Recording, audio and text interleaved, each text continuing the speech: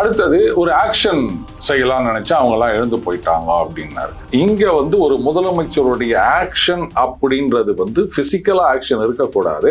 அவருடைய நடவடிக்கைகள் மக்களால் பேசப்பட வேண்டும். இந்தியால எந்த ஒரு பிரச்சனைனாலும் அதுக்கு காரணமா எங்கேயாவது ஒரு இடத்துல காங்கிரஸ் இருக்கும் அப்படின்னு சொல்லுவாங்க. அதே மாதிரி தமிழகத்துல எந்த ஒரு பிரச்சனையும் நீங்க எடுத்துக்கினாலும் பின்னாடி திமுக இருக்கும் அப்படின்வாங்க. அந்த மாதிரி தாவேகா இருக்கும் ஆயிடக்கூடாது. இல்ல ஊழல் பண்ணக்கூடாது, ஊழல் பண்ணவங்கள மக்கள் பணத்தை தொடமாட்டோம், தொட்டவங்களை விட மாட்டோம் அப்படின்னு ஏதோ பச்சிரைகளாகலாம் பேசியிருக்காரு. தொட்டா விட மாட்டோம், இதுக்கு முன்னாடி தொட்டவங்களையும் விட. நீங்க என்ன பண்ணீங்க?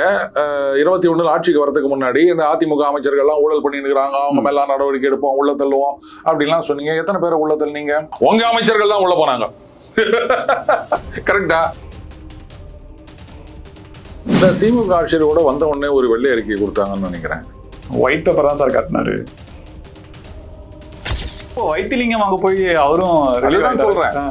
சோ இவங்களும் நல்ல வாஷிங் மிஷின் எல்லாம் வச்சிருக்காங்க போல இருக்கு. பாஜக வாஷிங் மிஷின் சொல்லுவாங்க, அதை விட இங்க சொட்டு நீலன் டோய்.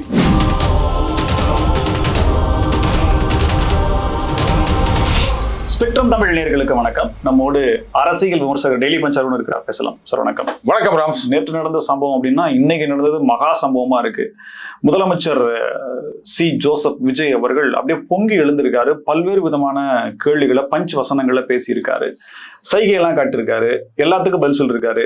பார்த்துதான் படிச்சார் அப்படின்றதுனாலும் இருந்தாலும் சரியான பதிலடியா இருக்கு. திமுக போன்ற கட்சி எதிர்கட்சியா இருக்கும்போது எப்படி ஆளுங்கட்சிக்கு அழுத்தம் கொடுக்கப்படும்ன்றது எல்லாருக்குமே தெரியும். ஆனால் அதற்கெல்லாம் பதில் சொல்லியிருக்காரா முதலமைச்சர்? ராம்சன், நீ ஒரு விஷயம் கவனிக்கணும்.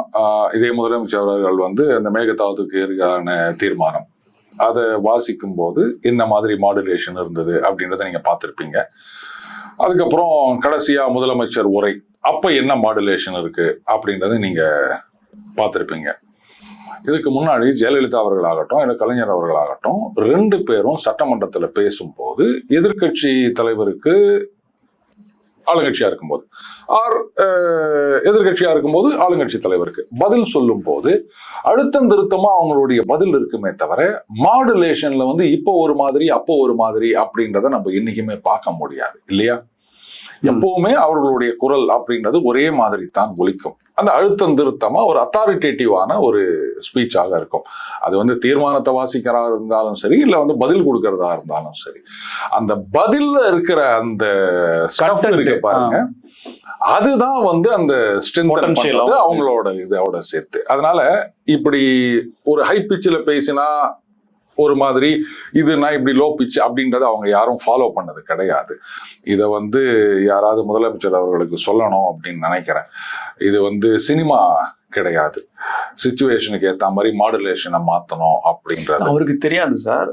இன்னைக்கு கடைசி சொன்னேன், யாராவது சொல்றாங்க அப்படின்னு இப்படி கொடுத்ததான் சரியா இருக்குன்ற மாதிரி சில டயலாக்ஸ் போட்டு அவங்க சொல்றாங்க. இது சினிமா பாணி ராம்ஸ். இந்த சிச்சுவேஷன்ல நீங்க சட்டிலா பேசணும். இப்ப வர சினிமால எல்லாத்துலயுமே சட்டிலா பேசுங்க இப்படிதான் சொல்லிட்டு இருக்காங்க. மாடுலேஷன், எமோஷன் அப்படின்றதுக்கு இடமே இல்லாம தான் பண்ணிட்டு இருக்காங்க பல ஆக்டர்ஸ், பல டைரக்டர்ஸ். அடுத்தது ஒரு ஆக்ஷன் செய்யலாம்னு நினைச்சா அவங்க எல்லாம் எழுந்து போயிட்டாங்க அப்படின்னாரு. அவர் ஆக்ஷன் ஹீரோ தான் இந்த சினிமால. இங்க ஒரு முதலமைச்சருடைய ஆக்ஷன் அப்படின்றது பிசிக்கலா ஆக்ஷன் இருக்கக்கூடாது. அவருடைய நடவடிக்கைகள் மக்களால் பேசப்பட வேண்டும். அவர் ஆக்ஷன் காமிக்க கூடாது, ஆக்ஷன் எடுக்க வேண்டும். அதுக்குத்தான் முதலமைச்சர்னு வச்சிருக்காங்க. புரியுதுங்களா? நாள்ல 2வது நாள் வாயத்தரங்க சிஎம் சொல்லிட்டு கருப்பு பேட்ச் கட்டிட்டு வர்றாங்க. இப்போ அவர் சிஎம் பேசினாருன்னா இது சினிமா டயலாக் கிடையாது. இத வாயத்தரங்க சிஎம்னு சொன்னதையே நான் ஏத்துக்கல. அவர் வாயை தரணும்னு அவசியம் கிடையாது. அவர் என்ன மாதிரி ஆட்சி நடத்துகின்றார் அதுதான் முக்கியம். பேசினா என்ன, பேசாட்டா என்ன, துண்டு சீட்ல எழுதி வச்சு படிச்சா என்ன, A4 ஷீட்ல வச்சு படிச்சா என்ன, அது இங்க வேலை கிடையாது. என்ன நடவடிக்கை எடுக்கிறாங்க, மக்கள் பிரச்சனைகளை எவ்வளவு சீக்கிரமா சால்வ் பண்றாங்க, அதுதான் முக்கியம். அவர் பேசிட்டா எங்க வீட்டுல ஓலை கொதிக்குமா? திமுக அப்படி நினைக்கல. அவங்க நினைக்கல, அவங்க நினைக்கல. அதனாலதான் நான் தப்புன்னு சொல்றேன். இதெல்லாம் ஒரு எதிர்ப்பாங்க. இப்படி எல்லாம் பண்ணிட்டு வந்தீங்கன்னா அது வேற நிறைய ஆளுக்கு ஒரு போர்டெல்லாம் வச்சுக்கின்னு பதாகைகள் வச்சுக்கிட்டு. சோ அப்ப என்ன ஆகும்னா அவங்களுடைய எதிர்ப்புன்றது, ஆமா எதிர்கட்சி இதே பழுப்பு இவங்களுக்கு எதுக்குத்தாலும் இது பண்ணிக்கின்னு அவர் பேசினா உனக்கு என்ன, பேசட்டா என்னப்பா, இப்படிதான் ஜனங்க கேட்பாங்க. அப்ப அவங்களுடைய அந்த எதிர்கட்சியுடைய அந்த எதிர்ப்புன்றதை பிசு பிசு போக வைத்து விடுகின்றார்கள். இப்போ அடுத்தது இந்த ஆக்ஷன் காமிக்கிறேன் அப்படின்னு சொன்னது வந்து எனக்கு ஒத்து வரல. கூட இருக்கவங்க கைத்தட்டுவாங்க ராம்ஸ். அதாவது திமுக ஆட்சி இந்த அளவுக்கு தோத்து போனதுக்கு ஒரு காரணம் பொதுவாகவே ஒரு ஆன்டி இன்கம்பன்சி பெருசா இல்லை, அப்படித்தான் இருந்தது. ஆனா உள்ளுக்குள்ள சின்ன சின்ன விஷயங்கள்லாம் அப்படியே போய் உட்காந்துட்டு இருக்கோம் ராம்ஸ். கடைசியில ஏதோ ஒரு விஷயத்துல அது ட்ரிகர் ஆகும். அந்த மாதிரி நீங்க இது மாதிரி பண்றீங்க, கூட இருக்கவங்க எல்லாம் கை தட்டுறாங்க. இப்போ நீங்க திமுக தலைவர்கள் சில பேர் பேசும்போது பாத்தீங்கன்னா கொஞ்சம் டெராகட்டரியா பேசுவாங்க. அப்ப பாத்தீங்கன்னா ஒரு 10 கைத்தட்டல் வரும், இல்ல 4 கைத்தட்டல் வரும். நீங்களே பாருங்களேன், அவங்க என்ன நினைச்சுக்கிறாங்க, இந்த பிளேயிங் டு த கேலரி அப்படின்னு சொல்லுவாங்க. கைத்தட்டல் வந்துச்சு அப்படின்னு உடனே யோசிச்சு பாருங்க, ஒரு மினிமம் 100 பேர் இருக்காங்க, அதுல 10 பேர் தான் கைத்தட்டுறா அப்படின்னு சொன்னாலே அப்ப 90 பேருக்கு அது ஏற்புடையது இல்லைன்னு ஆகுது இல்லையா? ஆனா இந்த 10 கைத்தட்டல்லே அவங்க வந்து சந்தோஷம் ஆயிடுறாங்க. அந்த 10 கைத்தட்டல்ல 3 கைத்தட்டல் மேடையில அவங்க பின்னாடி சுத்தி நின்றுக்கிறான் பாருங்க, அவன் கைத்தட்டுவான். இது ட்ரிகர். இதை பார்த்த உடனே கீழே இருந்து ஒரு 7 பேர் கைத்தட்டுவான். சோ இந்த மாதிரி பண்ணீங்கன்னா அது கவுத்து விடுறதுக்கு தான் வழி அப்படின்னு அர்த்தம். அடுத்தது இந்த மேகேதாது பிரச்சனையில செப்பரேட் ட்ரிபியூனலா இல்ல காவிரி மேலாண்மைக்கு போவதா அப்படின்னு அதுல வந்து தளவாய் சுந்தரம் அவர்கள் சரியான ஒரு பாயிண்ட் சொல்லியிருந்தாரு. அதுக்கப்புறம் எடப்பாடி பழனிசாமி அவர்கள் அவரும் வந்து ஒரு பாயிண்ட் சொல்லியிருந்தாரு. கம்யூனிஸ்டுகளும் வந்து செப்பரேட் ட்ரிபியூனல் அப்படின்றதை எதிர்க்கின்றார்கள். அதுக்கப்புறம் PR பாண்டியன் அப்படின்னு விவசாயிகள் சங்க தலைவர் அவரும் இதை சொல்லியிருக்காரு. இதுல வந்து சட்ட வல்லுநர்களுடைய கருத்து அது எப்படி ஒண்ணா இருக்கலாம். பட் நான் என்ன நினைக்கிறேன்னா, இப்போ காவிரி மேலாண்மை வாரியம் அப்படின்னு ஒண்ணு இருக்கு. அப்போ அது ஒட்டுமொத்தமா காவிரி அப்படின்னு தான் நம்ம எடுத்துக்கணும். அங்க நம்ம இந்த பிரச்சனையை எடுத்துட்டு போயிட்டு நாளைக்கு அவங்க வந்து இது எங்க ஜூரிஸ்டிக்ஷன் இல்ல அப்படின்னா அப்புறம் நம்ம வேற எங்கேயாவது போறது கரெக்ட். தனியா நம்ம ஒரு ட்ரிபியூனல் அப்படின்னு சொல்லிட்டு அவங்க வந்து இது தனி ட்ரிபியூனல் ஆச்சு, அதனால அவங்களுக்கும் எங்களுக்கும் சம்பந்தம் கிடையாது, நாங்க தனியா முடிவு எடுப்போம்னு போயிட்டாங்கன்னா என்ன பண்றது? இதுல நிறைய சட்ட சிக்கல்கள் இருக்கு. பட் என்னுடைய பாயிண்ட் ஆஃப் வியூ நான் சொல்றேன், முதல்ல இங்க போயிடுவோம். இல்ல சார், அவங்களுக்கு அந்த ஸ்ட்ரக்சரு என்ன ஃபார்மேட்டுங்கிறது அவங்களுக்கு புரியலையோன்னு இருக்கு. என்ன அப்படின்னா, இப்ப சட்டசபையை நடத்துறதுல சபாநாயகர் இல்லாத போது துணை சபாநாயகர் நடத்துவாரு. 2 பேருமே இல்லைன்னா யார் நடத்துறதுன்னு சொல்லிட்டு தாவேகாவை சேர்ந்த ஒரு 4 பேர் போட்டுட்டு அதுக்கப்புறம் அதிமுக, திமுக, காங்கிரஸ் வரைக்கும் அவங்க போறாங்க. இப்ப இந்த மாதிரி யாருமே கொடுக்கல. இல்ல இது வந்து தெரியாம தானே அவங்க. அது தெரியாமலாம் சொல்ல முடியாது. நீங்க வந்து பார்லிமெண்ட்ல லோக்சபா யாருமே ஈஸியா கொடுத்துட மாட்டாங்கல்ல சார். அதெல்லாம் ஒண்ணு இல்லைங்க. இது லோக்சபா விட்டுருங்க, லோக்சபா ராஜ்யசபா விட்டுருங்க, பார்லிமெண்ட் விட்டுருங்க சார். ராஜா சாரே நடத்திருக்காரு பார்லிமெண்ட்ல. அப்புறம் அது அங்க வேற சார் ஃபார்மேட். தமிழ்நாட்டோட ஹிஸ்டரி மரபுன்றது இதுதாங்க. தமிழ்நாட்டோட ஹிஸ்டரியில ஏங்க நீங்க இது வரைக்கும் பண்ணலன்றதுக்காக ஒரு நல்ல விஷயத்தை யாருமே பண்ணக்கூடாதா? அதுதான், அதையே பண்ணாம இருந்தாங்களே சார். இப்ப தாவேகா பண்ணிருக்காங்க. அதான் சொல்றேன், அது நல்ல விஷயம் சொல்றதுல எனக்கு எந்த விதமான தடங்களும் கிடையாது. இல்ல எப்ப இதெல்லாம் பண்ண மாட்டாங்கன்னா, முக்கியமான ஏதோ ஒரு மசோதா வாக்கெடுப்புக்கு வருகின்றது அப்படின் போது அப்ப வந்து மத்தவங்க கிட்ட கொடுக்கறது வாய்ப்பு கூட இதுவரை ஆண்ட திராவிட கட்சிகளோ யாருக்குமே தரல. யாரும் ஃபாலோ பண்ணலன்னா அதுக்காக வந்து நாங்களும் அது பண்ணக்கூடாதுன்னு சொல்ல முடியுமா?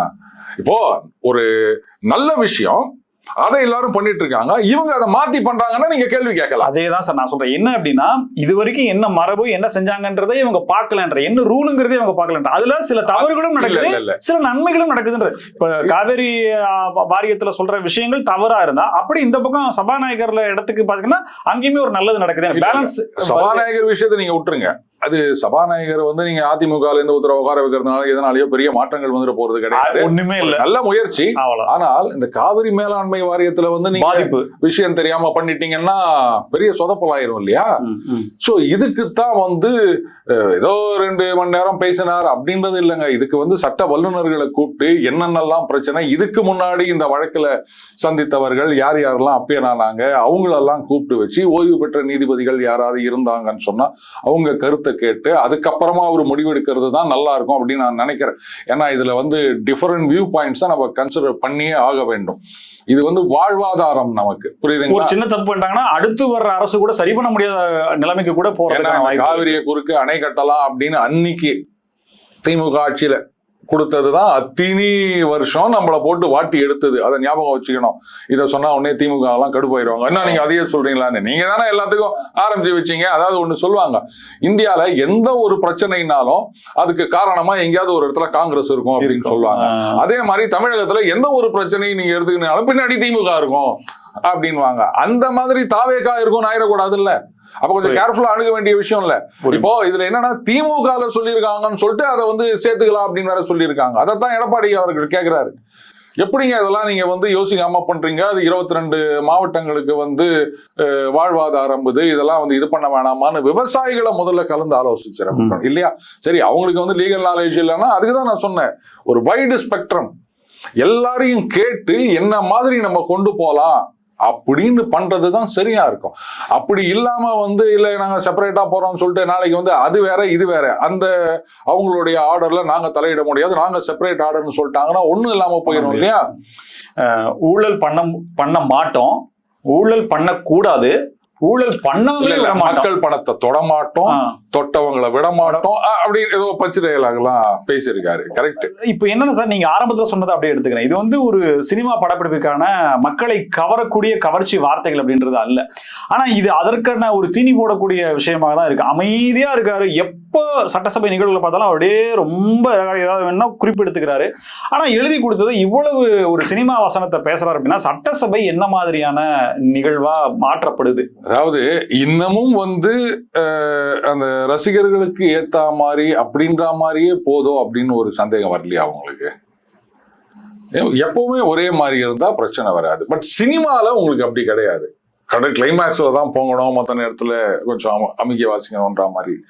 ஸோ அதை வந்து ஆட்சியில கொண்டு வருது சரியா, அது வந்து மக்களே முடிவு பண்ணிக்கிட்டோம். பட் ஊழலை நாங்கள் இது பண்ணுவோம், மக்கள் பணத்தை தொட மாட்டோம்னா எல்லாம் கரெக்டு தாங்க, நான் இல்லைன்னு சொல்லலைங்க. நம்ம அன்னைக்கு கூட பேசினோம், அந்த டிவிஎஸ்சில வந்து கமிஷனர் அருண் அவர்களை போட்டிருக்காங்க அப்படின்னா என்ன சொன்னேன், இங்க அவர் என்ன நடவடிக்கை எடுக்கிறாருன்னு பொறுத்து இருந்து பாருங்க ராம்ஸ் அப்படின்னு சொன்னேன்.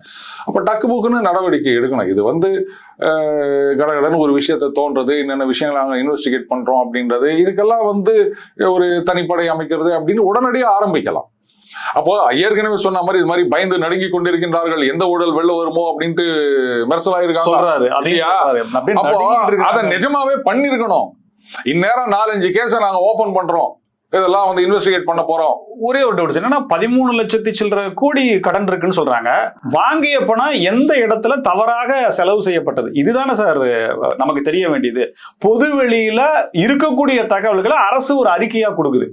பிடிஆர் பழனிவேல் தியாகராஜனே இந்த வெள்ளை அறிக்கையை பத்தி நான் கேள்வி வச்சிருக்காரு. வாங்கின பணத்தை எந்த இடத்துல தவறா பயன்படுத்திருக்காங்க, இதுதான் திரும்ப திரும்ப எழுப்பக்கூடிய கேள்வி. அது நீங்க சொல்லவே இல்லையா? அது உங்களுக்கு தான் தெரியும், ஏன்னா ஆட்சி அதிகாரத்தில் நீங்க தான் இருக்கீங்க, அதிகாரிகள் மட்டும் தான் இருக்காங்க, பணத்தை செலவு பண்ணது நீங்க தான். அது நீங்க சொல்லாம வெள்ளை அறிக்கை, வெள்ளை அறிக்கையில என்ன டீடைல் இருந்ததுன்னு கேட்கிறாரு. இப்போ 10க்கு இன்னொரு இபில ஒரு வெள்ளை அறிக்கை அப்படின்றாங்க. அதுல இருக்க வேண்டிய டீடைலே இல்லைன்னா அதிகாரிகளே அரசுக்கு ஒரு பூசி முழுகக்கூடிய விஷயங்களை செய்யறாங்களா? ஏன்னா அதிகாரிகள் தான் மாட்டுவாங்க வெளியில வந்தா. ஆட்சி மாற்றம், அரசியல்வாதிகள் மாறிட்டாங்க, ஆனா அதிகாரிகள் தானே இன்னும் இருக்காங்க அப்படின்ற ஒரு கேள்வி வருது இல்லையா? அப்ப உண்மை வெளியே வராதா? இல்ல, திமுக ஆட்சியர் கூட வந்த உடனே ஒரு வெள்ளை அறிக்கை கொடுத்தாங்கன்னு நினைக்கிறேன். ஒயிட் பேப்பர் தான் சார் காட்டினாரு. இல்ல, நிதி அமைச்சர் ஒண்ணு கொடுத்ததா எனக்கு ஒரு ஞாபகம். டீடைல் சொன்னாரு, வெள்ளை அறிக்கைன்றது மாதிரி சொல்லல, டீடைல் சொல்லியிருந்தாரு. ஓகே. முன்னாள் முதலமைச்சர் வந்து அவர் எதிர்க்கட்சி தலைவராக இருக்கும்போது போட்ட ட்வீட் இப்போ பிரபலமா இருக்கு. பிறக்கிற குழந்தைகளுக்கு கூட 55,000 ஏதோ 1 லட்சமோ, அது ஓகே, நீங்க கடனாளியா பிறக்கன்னு சொல்லி அதிமுக ஆட்சி விமர்சிச்சு போட்டது. அப்ப நீங்க என்ன சார் கொண்டு நிறுத்திருக்கின்றது? 1 லட்சம் ஆகிட்டாங்க, 1,23,000 வளர்ச்சி, அதுதான், வேற ஒண்ணும் இல்ல. சரி, இப்ப கூட தங்கம் தென்னரசு சேலஞ்ச் பண்றாரு, இந்த 5 வருஷம் முடியறதுக்குள்ள 20 லட்சம் கோடியா தமிழ்நாட்டோட கடன் வரலன்னா நான் அப்படின்ற மாதிரி சொல்றாரு. இப்ப பிடிஆர் கேட்ட கேள்வி கரெக்ட் தான். அப்போ வந்து அந்த கடன் வாங்கி அந்த பணத்தை ஏதாவது தவறான முறையில் இல்ல இன்ஃபிளேட்டட் ப்ராஜெக்ட் காஸ்ட் அப்படி ஏதாவது பண்ணிருக்கா சொல்லுங்க அப்படின்னு. இப்போ 5 வருஷத்துக்கு முன்னாடி திமுக ஆட்சிக்கு வரும்போது இதையே தான் சொன்னாங்க. 10 வருஷத்துல இவங்க கஜானா இது பண்ணிட்டு போயிட்டாங்க, இவ்வளவு கடன் வாங்கி வச்சுட்டு போயிட்டாங்க. அதாவது நீங்க இந்த ட்வீட் கூட சொல்றீங்க, ஒவ்வொரு பிறகுற குழந்தைல கூட இவ்வளவு கடன் வச்சுட்டு போயிட்டாங்க அப்படின்னு சொல்லிட்டு. அப்போ நீங்க வந்து இவ்வளவு கடன் வாங்கினாங்களே, இந்த கடன்ல வந்து ஏதாவது தவறாக செலவு பண்ணிருக்காங்க, இல்ல இன்ஃபிளேட்டட் ப்ராஜெக்ட் அப்படின்னு உங்களால ஏதாவது பண்ண முடிஞ்சுதா? நீங்க என்ன பண்ணீங்க? 21 ஆட்சிக்கு வரதுக்கு முன்னாடி இந்த அதிமுக அமைச்சர்கள் எல்லாம் ஊழல் பண்ணிட்டு இருக்காங்க, அவங்க மேல நடவடிக்கை எடுப்போம், உள்ள தள்ளுவோம் அப்படின்லாம் சொன்னீங்க. எத்தனை பேரை உள்ள தள்ளுனீங்க? உங்க அமைச்சர்கள் தான் உள்ள போனாங்க. கரெக்டா? நாங்க சொன்னது ஒண்ணு, செஞ்சது ஒண்ணுதான் இருக்கு. கேட்டா சொல்லிக்கலாம். இல்ல நாங்க என்ன சொன்னோம், அதிமுக முன்னாள் அமைச்சர்கள் உள்ள போவோம் சொன்னோம். செந்தில் பாலாஜி அவர்கள் அதிமுக முன்னாள் அமைச்சர் தான், அவரை உள்ள தள்ளிட்டோம். பொன்முடி அவர்கள் எஸ்கேப் ஆயிட்டாரு, ஸ்டே கொடுத்துட்டாங்க இல்லையா? சோ நீங்களும் எந்த ஆக்ஷனும் எடுக்கல. அதனால நீங்க வந்து இன்னைக்கு தாவேகா வந்து உடனே ஒரு மாசத்துக்குள்ள நீங்க இது மாதிரி பண்றீங்களே அப்படின்னு கேட்கறதுல எந்த நியாயமும் இல்லை. 5 வருஷமா நீங்க எதுவும் பண்ணல. சொல்ல போனா வைத்தியலிங்கம் அவர்கள் அதிமுக திமுக போனாரு, கேஸை முடிச்சு வச்சு போட்டீங்க. இவங்க மறுபடியும் அதை ரீஇன்வெஸ்டிகேட் பண்றேன் அப்படின்னு ஓபன் பண்ணி வச்சிருக்காங்க. சோ ஏதோ திமுக அதிமுகக்குள்ள ஒரு மராள அண்டர்ஸ்டாண்டிங் ஓடுது அப்படின்ற டவுட். அதனாலதான் பொன்முடி அவர்களுக்கு எதிரான வழக்கு எப்போ போட்ட கேஸ் எவ்வளோ நாளா உட்காந்து அதுக்கப்புறம் அதையும் வந்து ஒத்துக்க மாட்டோம்னு சொல்லி இப்போ வைத்திலிங்கம் அங்க போய் அவரும் அதுதான் சொல்றேன்.